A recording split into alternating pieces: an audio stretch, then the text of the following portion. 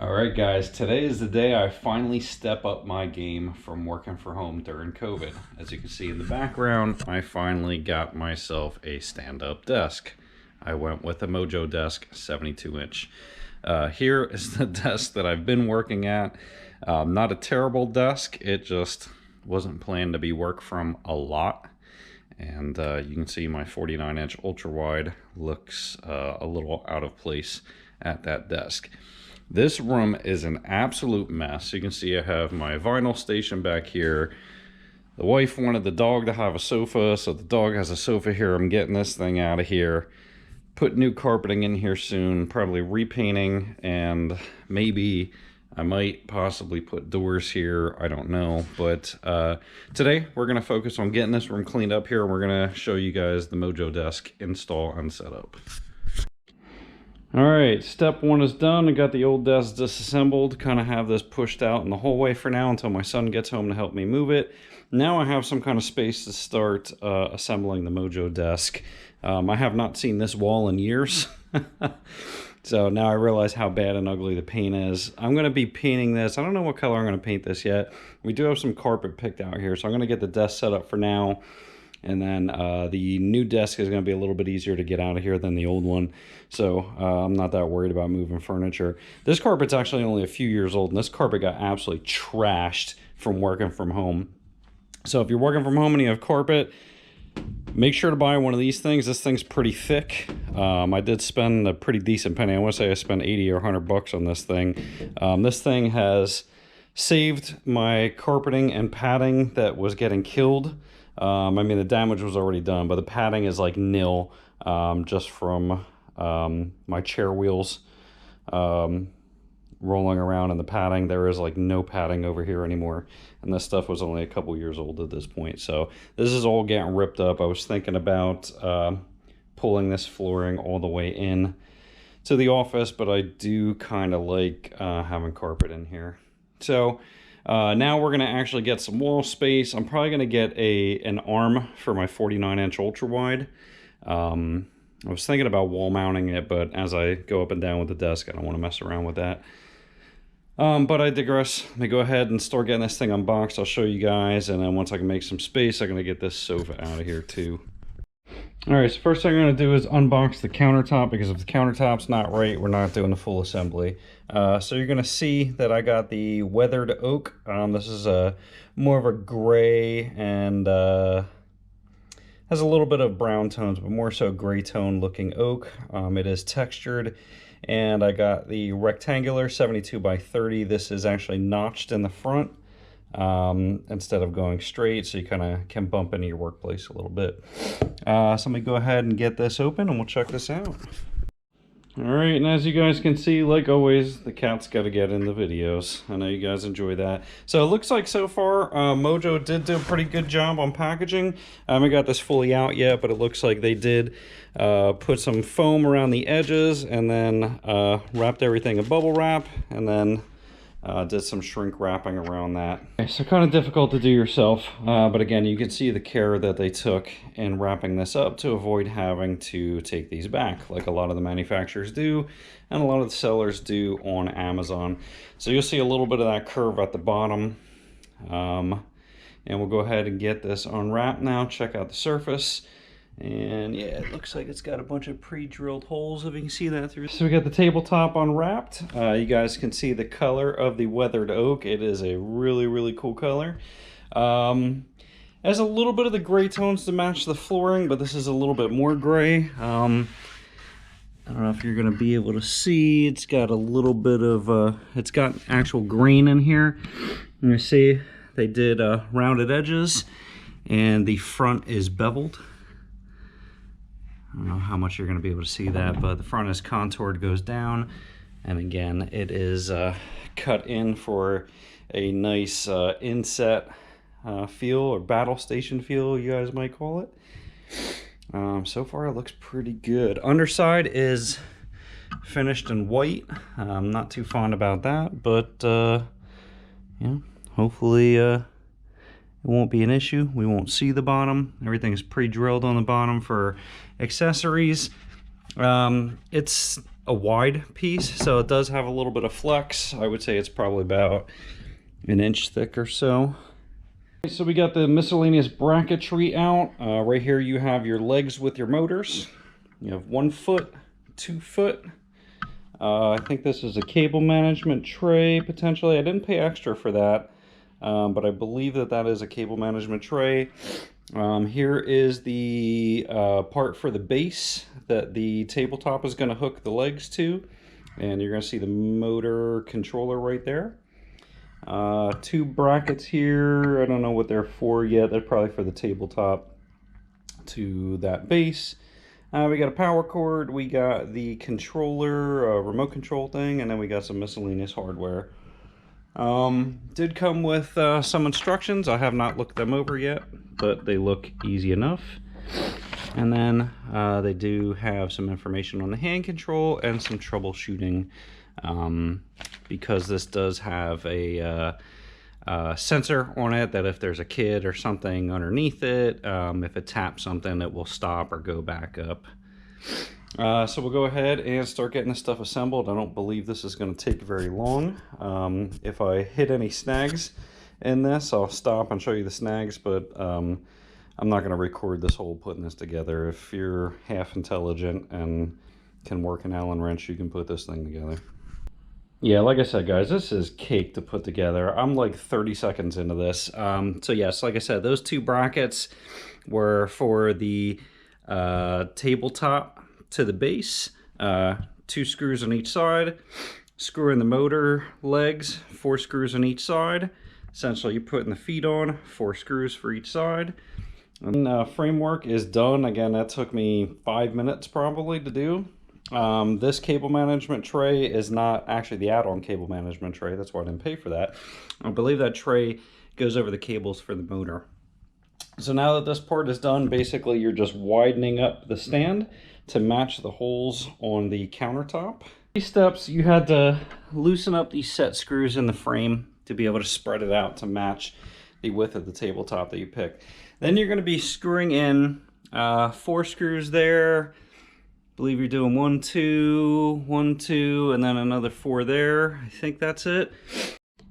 All right, and the final steps to the equation, once you get everything together, you're just plugging your legs into the controller, and you're going to be plugging your remote control into the controller as well. You're going to see it has an RJ45 and another, I guess it's power plug.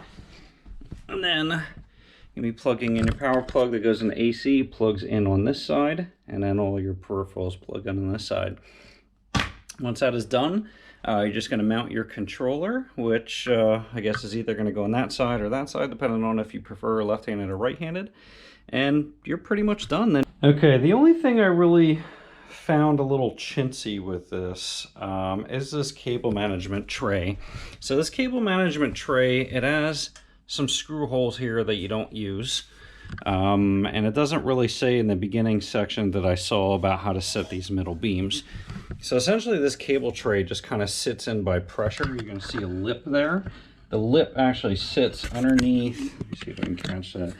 Sits underneath these screw heads, and then you just tighten the screw heads down and it just kind of pressure fits that. So you kind of have to push in a little bit to pop it out. So that's, I'm not overly fond about that, but I guess that's how they make it universal between the 72 inch and the 48 inch. Again, not too hot on that, but so far I don't really have any complaints on putting this together. I got the desk flipped over by myself, kind of in place. The controller is plugged in. We just had it lit up. This thing goes very low. I don't know why anybody would ever want a desk that low, but nonetheless it goes low. So let's go ahead and go up. Feels pretty smooth so far, and I think that's pretty fast.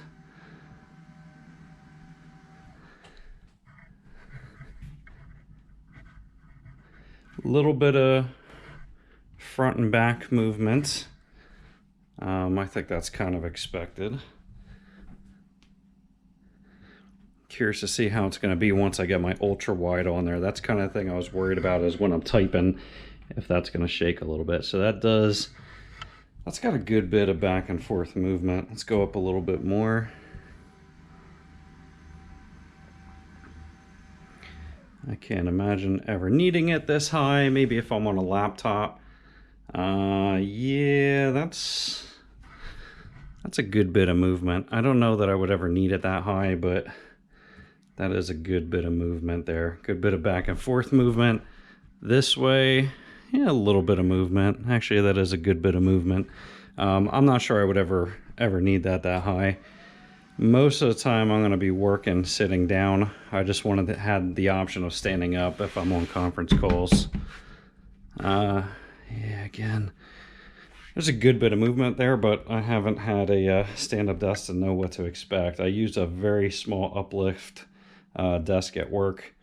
Did not feel like it had much movement, so yeah, I don't know. I'm on the fence about this. So I'm going to tell you guys now, I'm very happy I went with the 72-inch. I thought it was going to be overkill. But as you can see, if you have a 49-inch ultra wide, you absolutely must have a 72-inch desk, in my opinion. If you went with a 60, those edges are going to be right to the edge of the desk, if not hanging over a little bit. And again, the kind of depth of the stand. I'm probably going to say I'm going to want a keyboard tray to stand out a little bit because I don't want to stand too close. And again, the height of the monitor I don't feel gives enough height adjustment. So you're going to see that that's all the way at the top of the range, and so you can see that's all the way at the top of the range. So I might end up getting a backbone for this,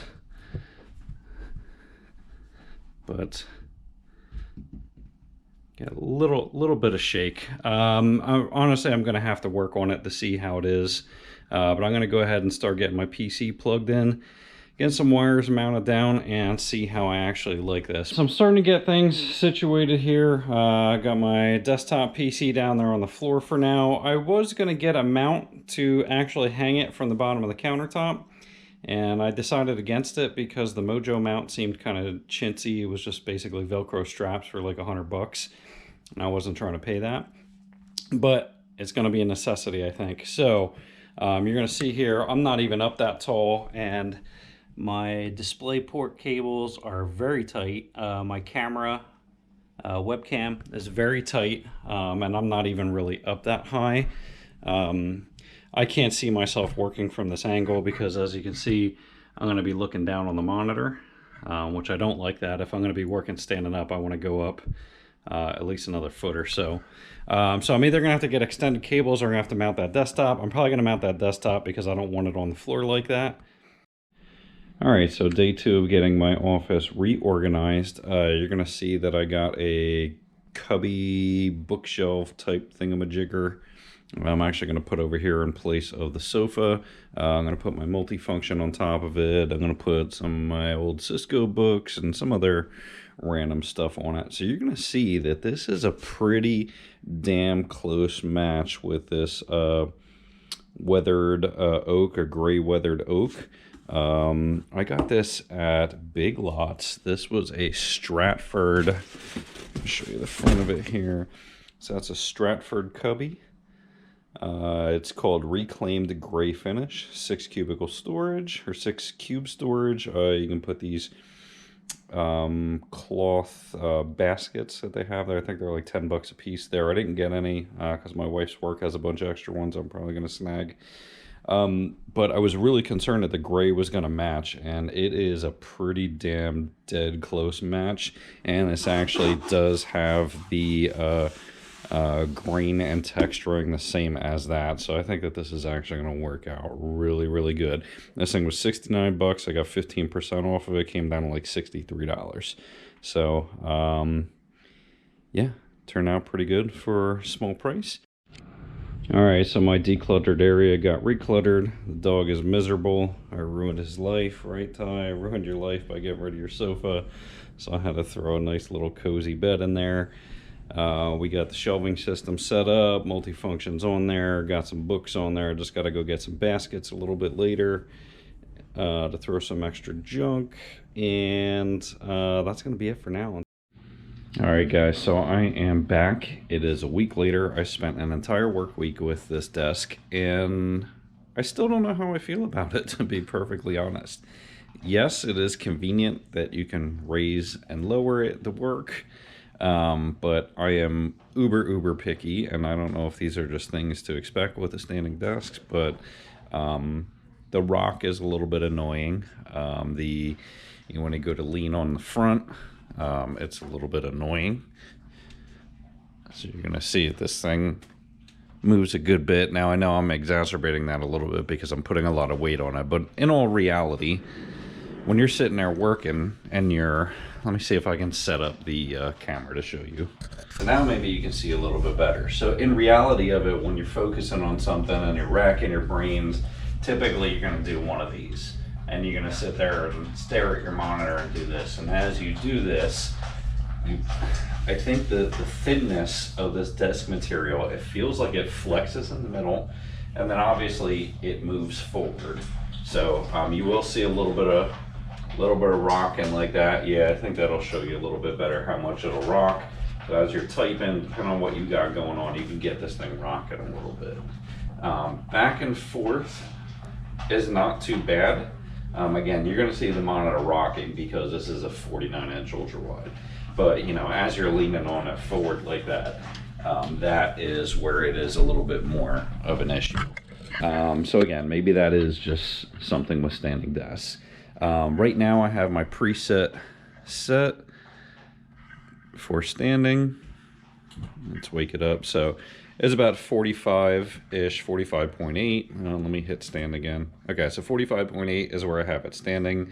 My sit, I have it set to, let's see. And now you can see the speed and listen to the motors. It is very quiet.